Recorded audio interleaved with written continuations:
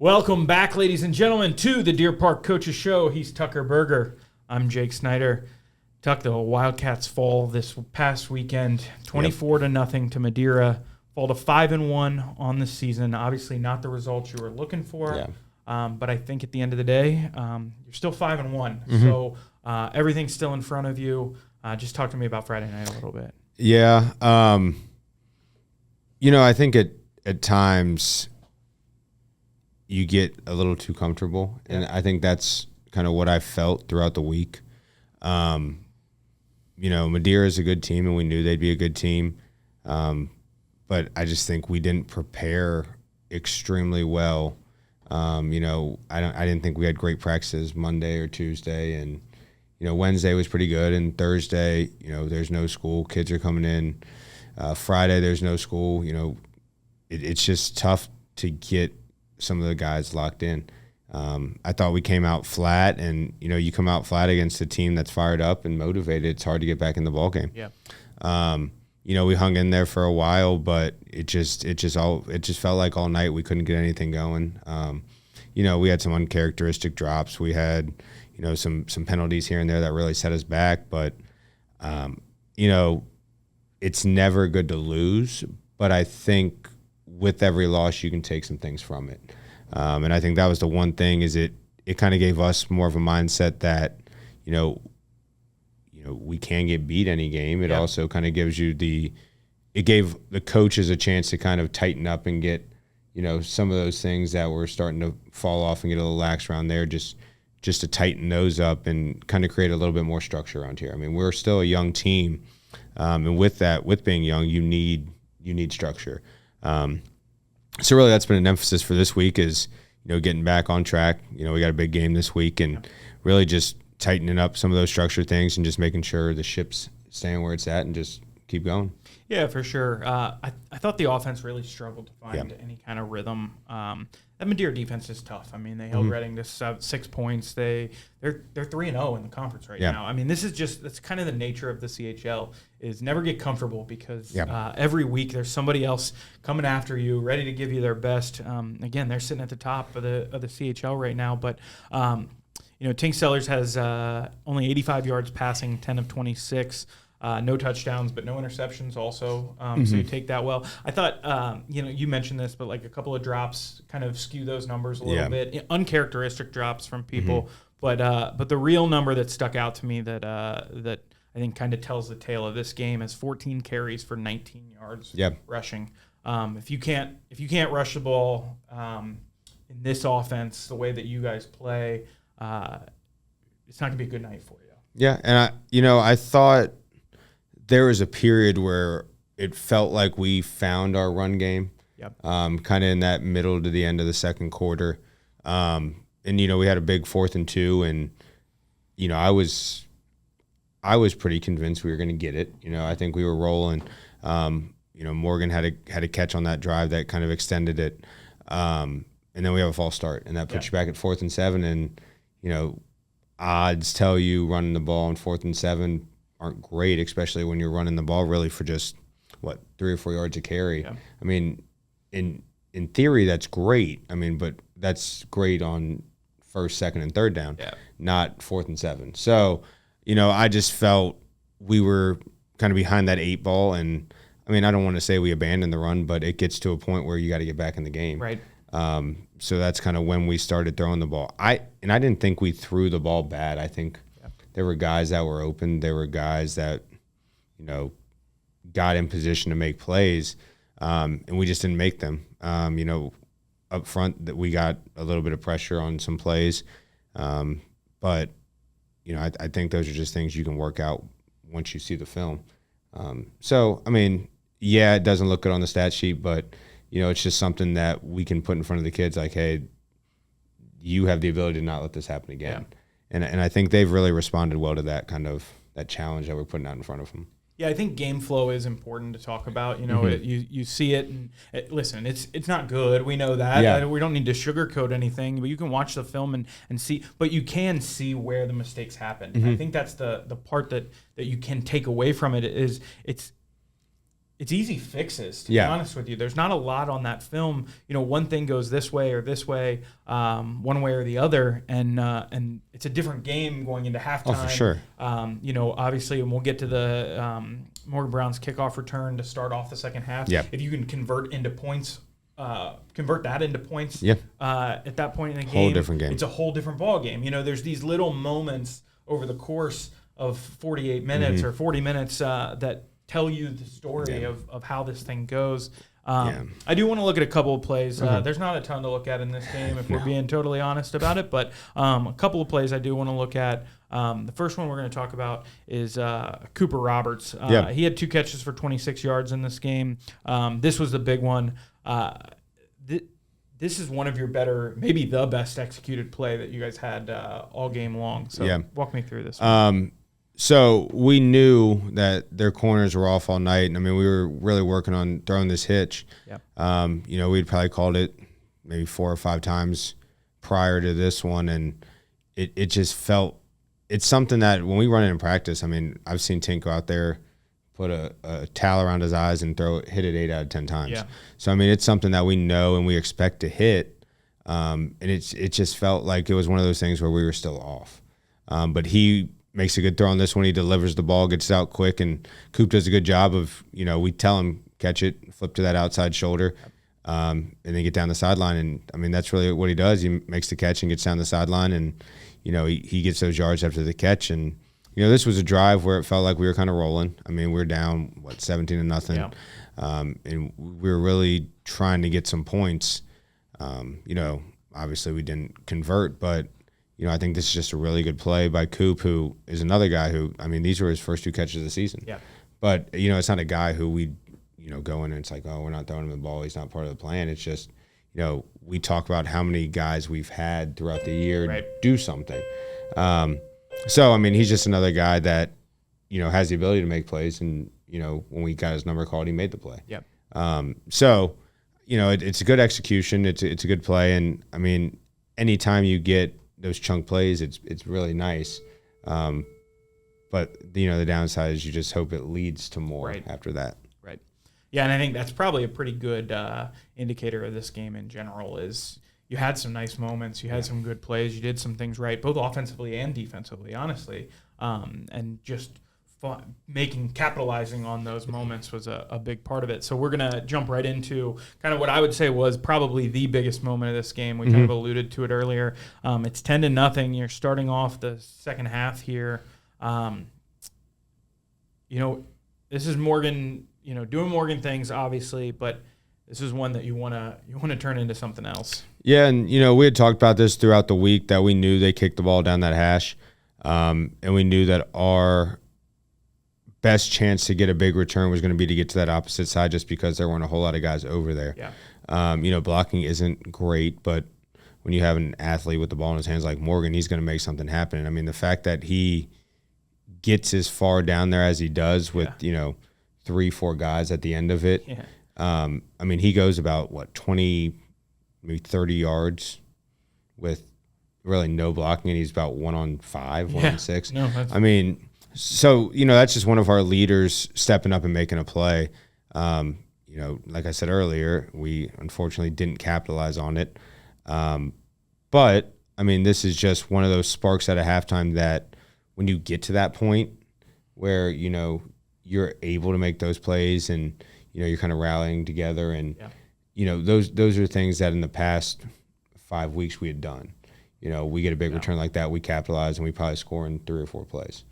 And I think, you know, that's just one of those things. I mean, he put us in a good position to succeed.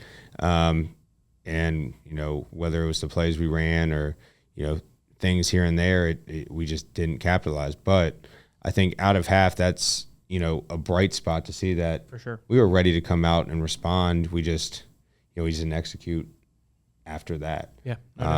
So, I mean, you know, it's a good play. It's a good return. You know, he set us up put us in a good position. We just failed to capitalize. Yeah. Jumping over to the defensive side of the ball here, I actually thought your defensive effort was pretty good in this game. A couple of chunk plays that if you get rid of, but we were just talking about this. When your defense is on the field as much as they are, when it's tough to find yards offensively, and these guys all play offense too. So, but I think just the kind of the idea that it feels like every possession you have to get a stop because scoring is so hard.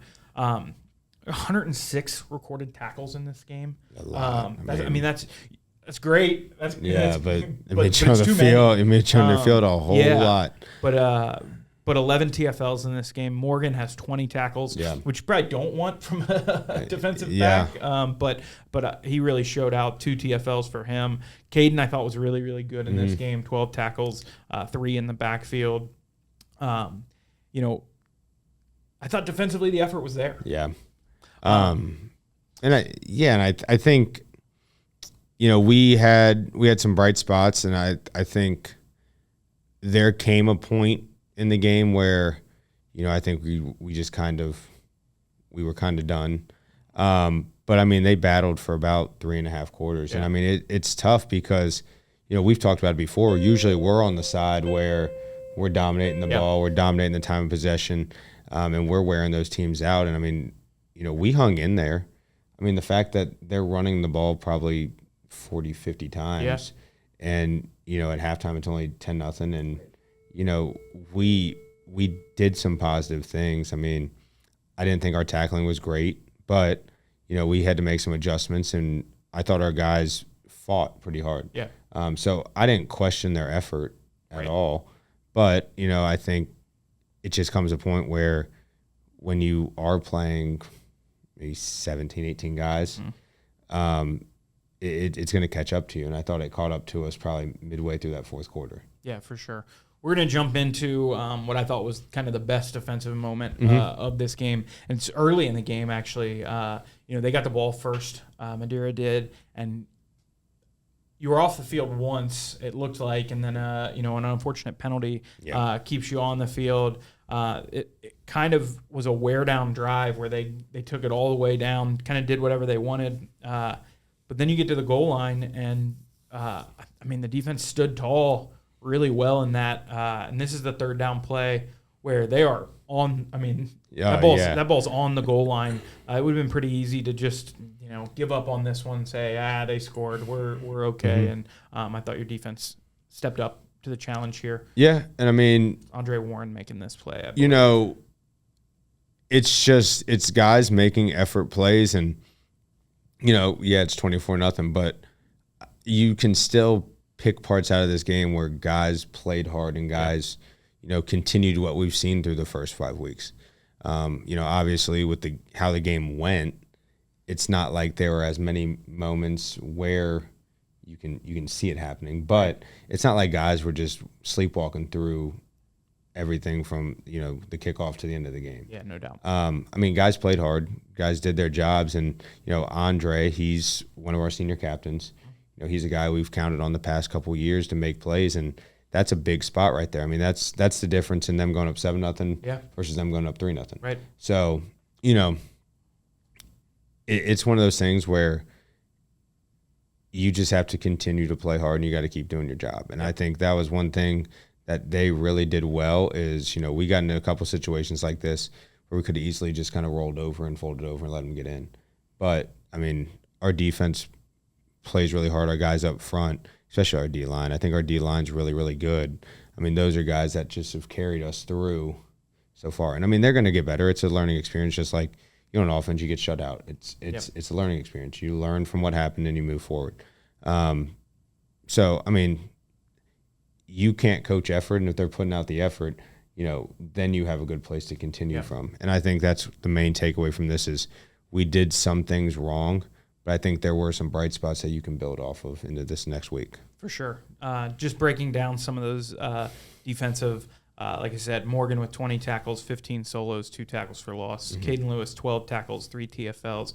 C.J. Warner, 14 tackles. Warren, 11 tackles, 2 TFLs. Hedges with 10 tackles. I thought Sefa had some really good effort plays in this game as well. He finishes with 9. Tink has two TFLs and 4 tackles, and Broadbeck 5. So, again, that's too many tackles. Like we're on the field too much, and that is what it is. Well, and that was the thing. I mean, you go from us having really no defensive stats versus Finneytown to us really loading up the stat sheet this week. So, I mean, you just kind of see how it goes back and forth. So, it is what it is. You move on, and new week. New week. That's it. All right, let's jump into our student athletes of the week for this week. Another great week for Deer Park Athletics, I thought. And honestly, when we look back at this week, next week, there's some even bigger ones that happened. So we'll talk about some of those as well. But we're going to jump right into it and start with our girls soccer team. Coach Bullock nominated Delaney McGeen for this award this week. Delaney has demonstrated exceptional versatility this week, stepping in seamlessly to support various areas across the field. Her strong work ethic and commitment to excellence continue to stand out. She also contributed 2 assists in our recent win, further showcasing her impact and dedication to the team's success. I think we've said it several times in this, but I don't think we can say it enough, the effort of the girls soccer team this year, and just the fight that they continue to show week in and week out is really, really impressive, and just the improvement that they've made year over year. I mean, and I think, we watch them practice, and it doesn't look like they have a whole lot of girls on the team. I mean, there's some that are injured and some that are banged up, but, I mean, those girls are out there working every game. So, I mean, it's really just kudos to them and kudos to Coach for really just pushing them to be great and just continuing to play each and every week. Yeah, for sure. On the boys soccer team, Coach Amend nominated Ethan Turner this week, freshman Ethan Turner, for his outstanding work on the field. Boys soccer team got another win this week, so we like to see that one as well.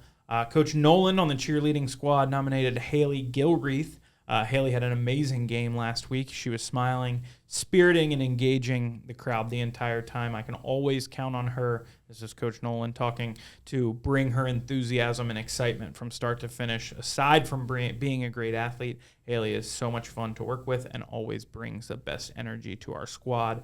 Obviously excited to be back home this week. Had them on the sidelines with us and for a home football game. On the volleyball side of things, Fiona Douglas was Coach Beach's nomination this week. Thea has been working hard on perfecting her serve. This is a crazy stat that she gave here. This week, Fiona had 49 serve attempts in 3 matches, which is a crazy high number of serves. 19 aces for her in those 49 serves, which is pretty wild. The work she's put in, Coach Beach said, to be more consistent and more consistently aggressive with her serving has been a huge contribution to the varsity team. Who also got another big win. And I think she is a lefty. And I don't know a whole lot about volleyball. Yeah. But, we got a lot of people that help with our football team that are volleyball people. And I went to that Volley for a Cause, which, that was a great awesome event. Setup. Cheerleaders were in there. The girls played really well. Swept Mariemont. But I wonder if there's something different with the left-handed serve. He's like a left-handed quarterback, feels weird when the ball's coming out. I don't know if it looks different or – but, maybe – If anyone on here is a volleyball person, feel free, comment, drop that down there. If you know anything about left versus right-handed serves, I'd love to know. Yeah, that's good thought. I like where your head's at there. All right, your nomination this week, Logan Moore. Talk about Logan. Yeah, so Logan is one of our underclassmen, and Logan just works his butt off. He's a guy that we're starting to work more into that group that plays on Fridays. He's helping us out on special teams. But really, I think with him, it's just been a whole mindset change for him. At the end of last year, he was one guy who I think was kind of on the fence about coming back and not playing. Over the winter, I'd reach out to him like, dude, where you at? Like, you're not lifting. Yeah. And I think he was actually our only wrestler. So to be honest with you, I didn't know we had a wrestling team, and I think it was one person. So, but Logan was a guy that was there pretty much all summer and worked his butt off. He'd go from here and then go work into the building. He just has a great attitude. He shows up every day, and he's just always positive. And I mean, he does a really good job of making our first team offense work. Yeah. I mean, he's out there on scout defense playing defensive end. I mean, he's quick, he's strong. I mean, he just does a really good job. And I mean, those are guys that you want to build around. Yeah. I mean, he's a guy that if you ask him to do anything, he says yes. I mean, you know, I look at him on our scout team offense at times. He's playing running back. Dude's probably never played running back in his life. And then you go out to the JV game on Saturday, and you know numbers are low. He takes a few handoffs, and you're like, oh, okay. And you know he does it well because he puts a lot of effort into it. And I mean that's the same thing in practice. You know, we've moved him from defensive end to linebacker just to see what he can do. And everything he does, he puts 100% effort in. Yeah. So, you know, I think those are things you want to see in guys that are going to come up. Because, I mean, Logan's a guy we're going to count on down the road, and I'm excited for him because I think, one, he's versatile, and you can play him all over the place. Yep. But I also just think he has one of those infectious attitudes that we talked about where no matter what he does, he's going to put 100% into it. Love that. All right. That does it for the Student Athletes of the Week. Congratulations to all of those athletes, as always. Let's turn our focus here towards Friday night. Yes, sir. It's senior night. Yeah. Class of 2025 cheer, cross country, and football being recognized during this game. Obviously, a big one. Mariemont. Yeah. 0-3 in the CHL. Yeah. Their 3 losses: Taylor, Wyoming, Indian Hill. Yeah. You know, they're kind of playing the backwards schedule that we're playing right now. So that record and where they sit currently in the CHL is probably not indicative of who they are and what they are as a team. So talk to me about the challenges that they have. Yeah. You know, I think if you look back and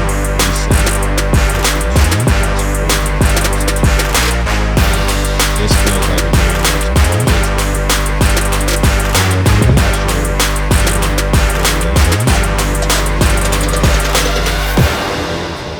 they got us in a really, really close game. Yeah. So it's every year. Actually, the year before that, I think we got them and we forced a fumble on the goal line. So it feels like the past 4 or 5 years, it's always been a one-score game. For sure. You know, it's something where, you know, last year we almost get a punt blocked at the end of the game, and Colin Schneeman somehow gets it off, and it's one of the crazier. You know, and I remember it's my second year here, my third year here. We fumbled the ball. We blew a 17-point lead and ended up losing the game. So it's always close with them. So it's not one that we can just look over and just be like, oh, yeah, you know, they're 0-3 in the conference. No. Mariemont always comes to play. Mariemont's a good team, and they're always going to play tough. I know Coach over there, and he does a really good job of getting those guys playing hard and just making sure that they're always locked in. And, I mean, it's never going to be easy versus those guys, and it hasn't been easy versus those guys. Yeah, I'm looking back at results right now, and even as far back as 2019.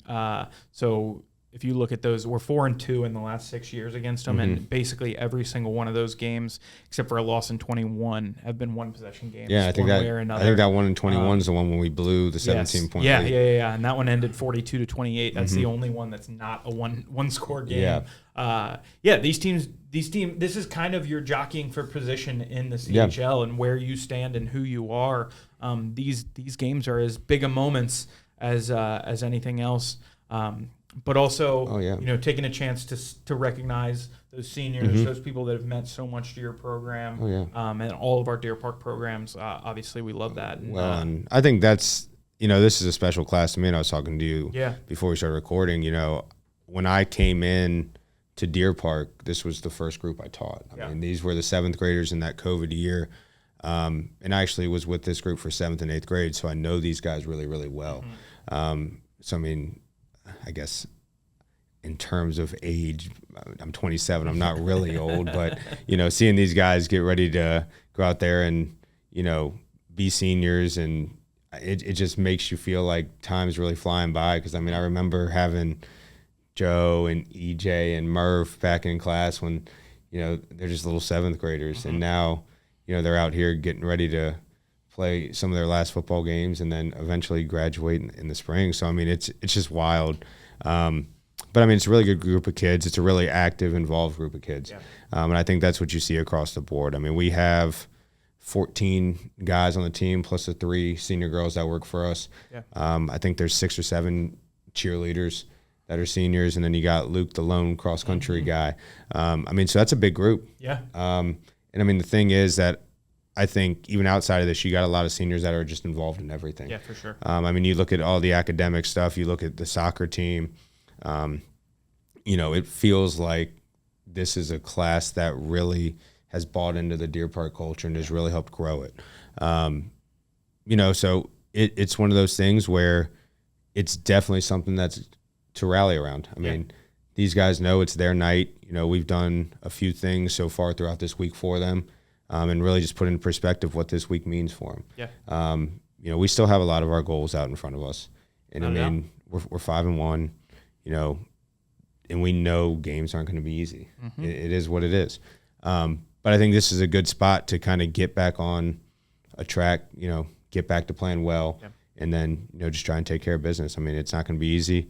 Mariemont's a good team. Mariemont's going to play us tough. They always play us tough. But I think those are the games you want. So, you know, I'm excited just to get back out there on Friday. I'm excited to see kind of how we bounce back. For sure. All right, that's going to do it for this week's episode of the Deer Park Coaches Show. Don't forget to like, subscribe, comment on the YouTube, follow us wherever you get your podcast, Spotify, Apple, iHeart, wherever you listen, we are there. Wildcats look to bounce back on senior night. Yes, Harry Yeaggy Family Stadium. If you can't get out to the game, that game will be streamed live, as always, on the Deer Park Sports Network. That's going to do it for Tucker Berger. I'm Jake Snyder, and we will see you all on Friday night.